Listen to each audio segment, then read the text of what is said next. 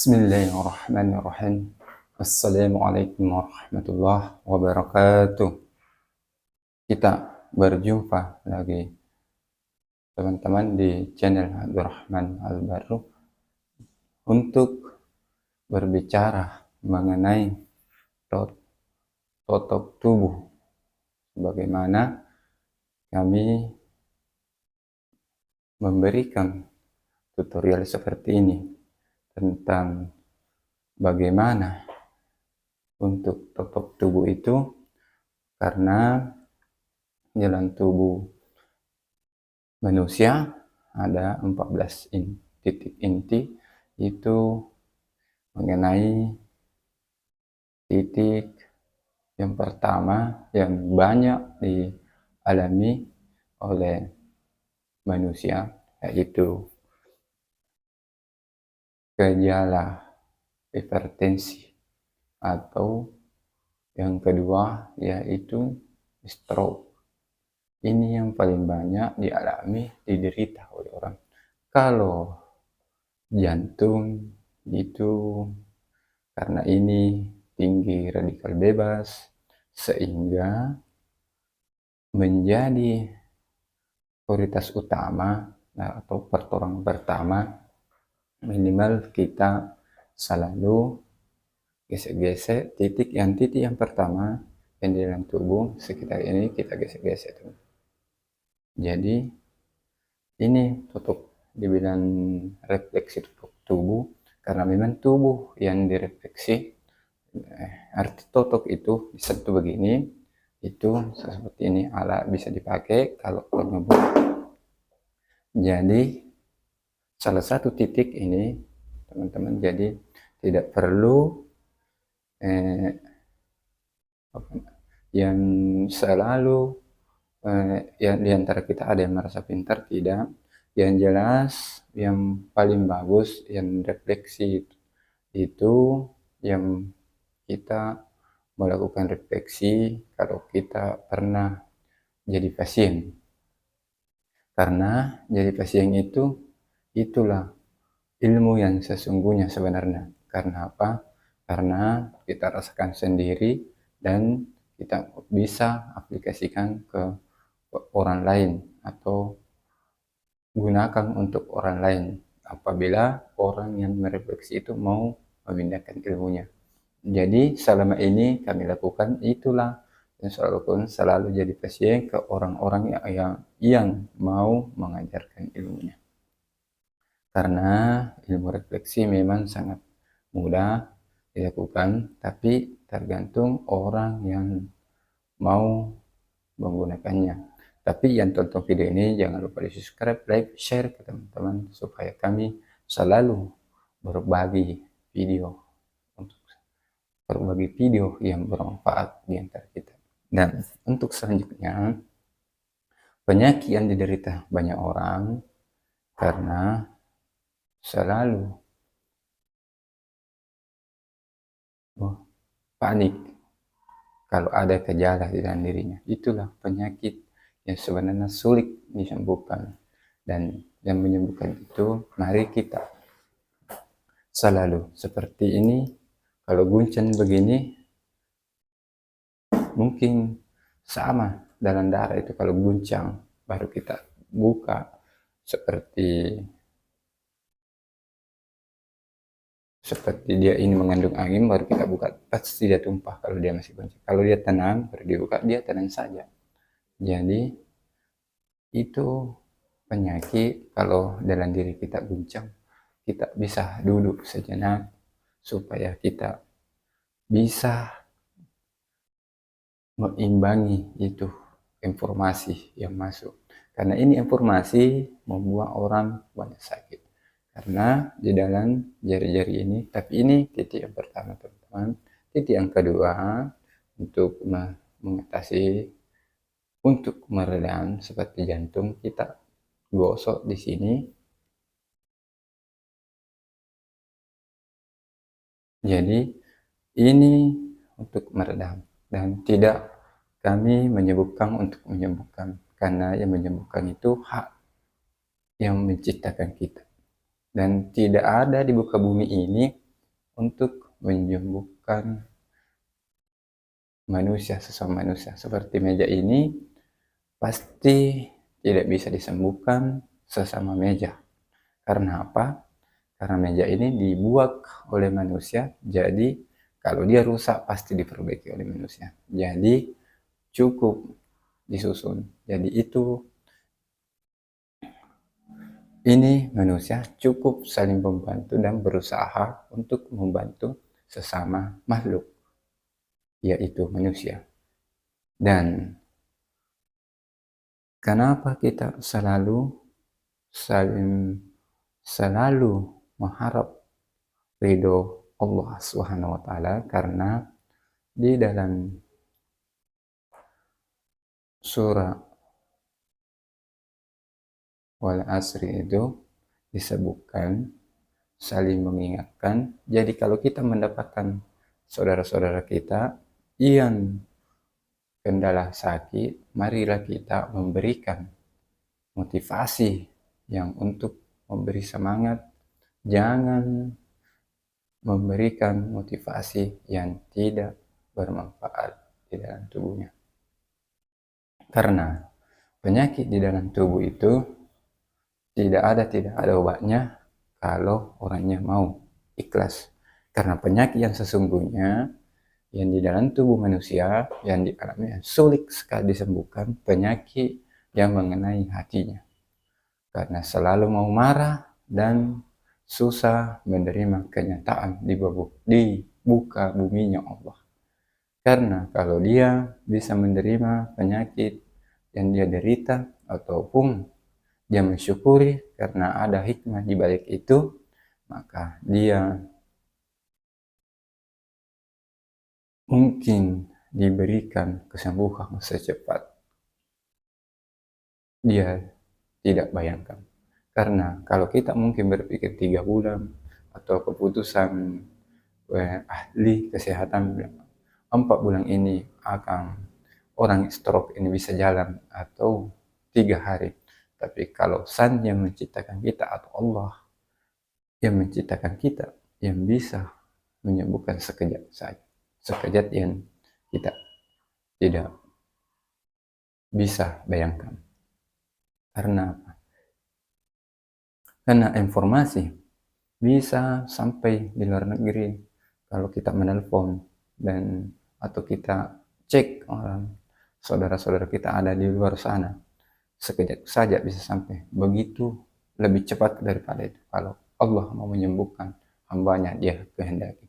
Cuma kita ini manusia berusaha untuk melakukan refleksi totok tubuh ini untuk bagaimana saudara-saudara kita ini yang sakit, marilah kita berusaha untuk bagaimana dia bisa melakukan ibadah semaksimal mungkin kepada Allah dan susah berpikir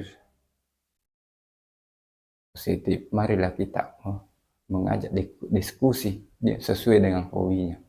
Karena kalau dia hobi menjual, baru kita ceritakan hobi berenang, pasti tidak sesuai. Kalau hobi berenang baru kita ceritakan lari, pasti tidak masuk di akalnya. Tapi kalau dia hobi menjual, baru kita ceritakan jualan yang sesuai dengan hobinya, pasti masuk di akalnya, bahkan terdorong energi dalam tubuhnya naik di otak, sehingga kita sudah melakukan refleksi totok tubuh itu dan cair lemak-lemak yang ada di dalam tubuhnya karena yang mengumpal tadi sudah diurai, sehingga kita ceritakan sesuai dengan hobinya, sehingga energi naik di otak. Itulah bisa melakukan keringanan, dia bisa berfungsi untuk meringankan penyakitnya karena saraf yang ada dalam tubuhnya terangsang menjadi lebih baik. Dan kalau selalu melakukan refleksi dan tidak ada perubahan, tapi jangan lupa selalu konsul dengan dokter yang terdekat atau rumah sakit yang terdekat. Karena apa? Karena itulah diutus oleh Allah di muka buminya Allah untuk mengatasi pengobatan medis melalui peralatan yang ciptakan manusia.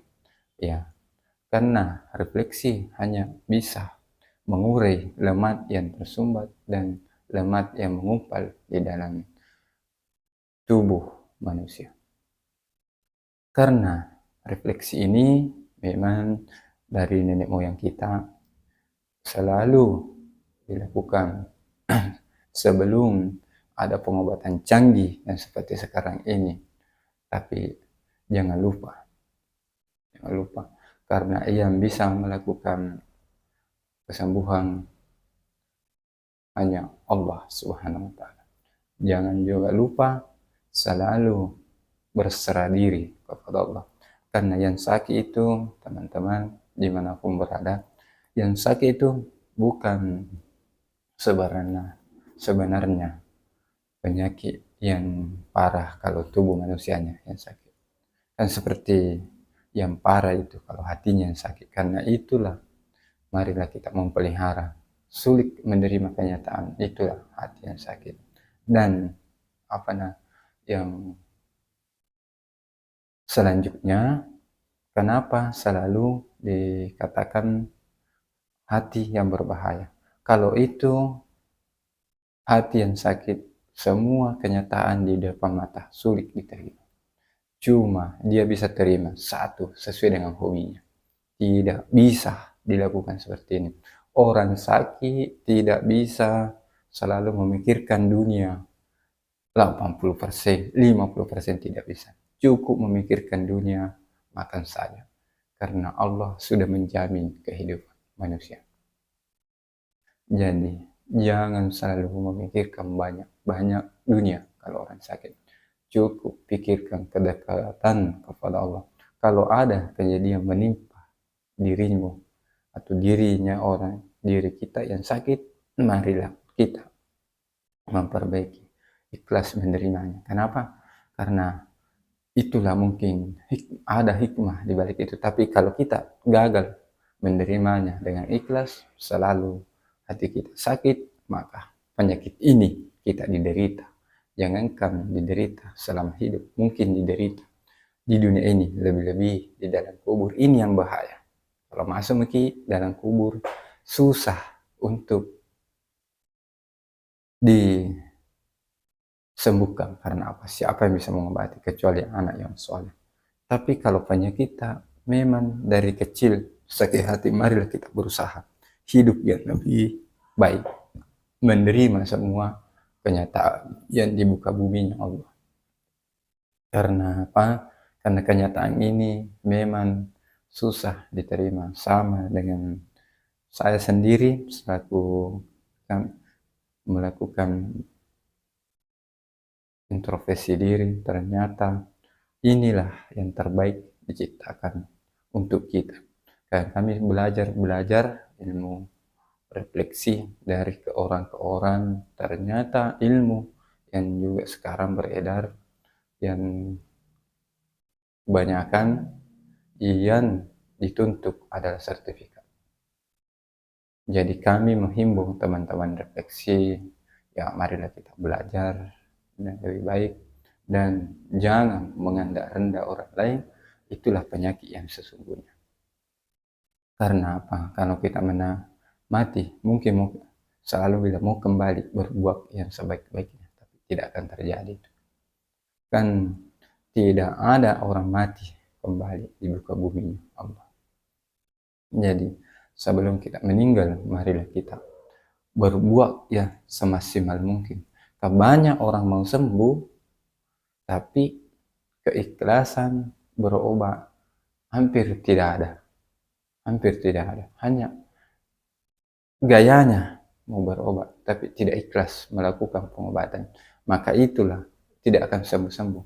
Tapi memang kalau kami selalu mengalami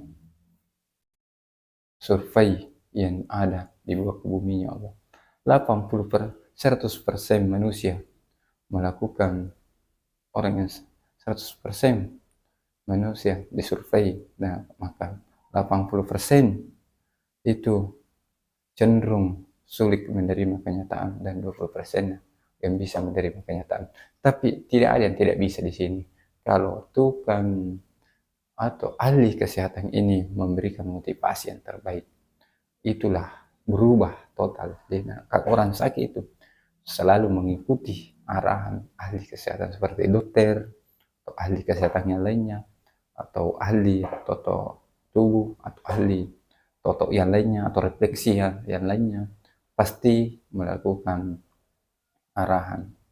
Dia mendengar arahan yang dari si ahli kesehatan itu. Jadi kami menghimbau seluruh kawan-kawan yang aktif di kesehatan ini, marilah kita saling memberi manfaat atau saling mengingatkan atau saling berbagi. Karena kita di muka bumi ini, kalau kita sudah meninggal, tidak ada lagi berbagi. Jadi sebelum kita meninggal, marilah kita manfaatkan ilmu yang dimiliki, wariskan kepada teman-teman yang mau menggunakan.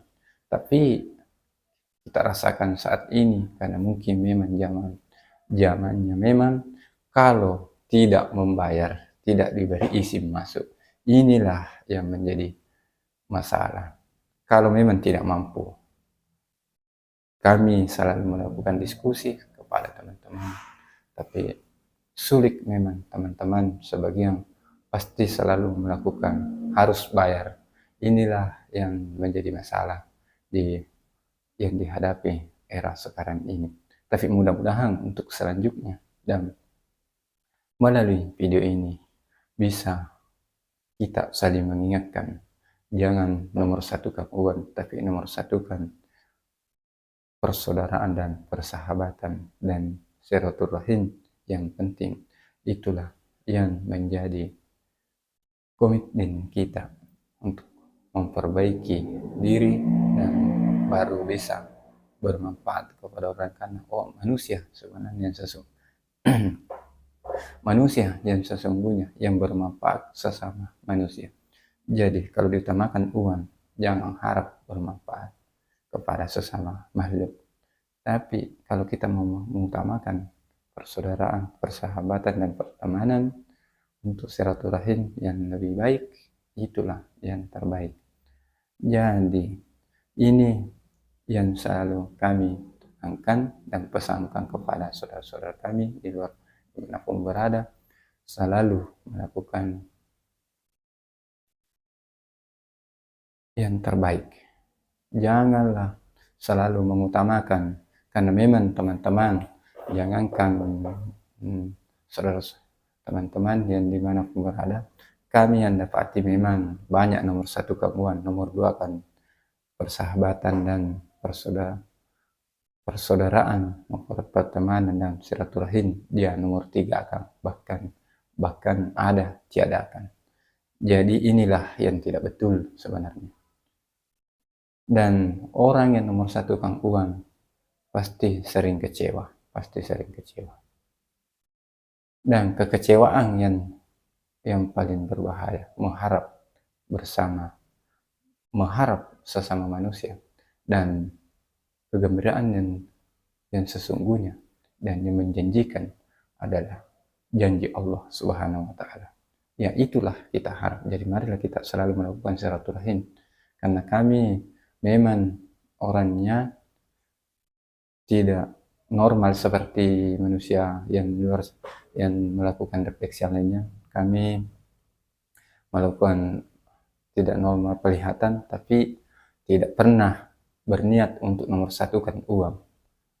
Tidak pernah. Karena apa? Karena kalau kita berniat dengan baik dan mengharap ridhonya Allah untuk melakukan refleksi totok tubuh, maka manusia itu sembuh, maka datang beribadah dengan baik, maka Allah membalasnya yang tidak kita duga dan tidak bisa diukur dengan material di bawah buminya Allah.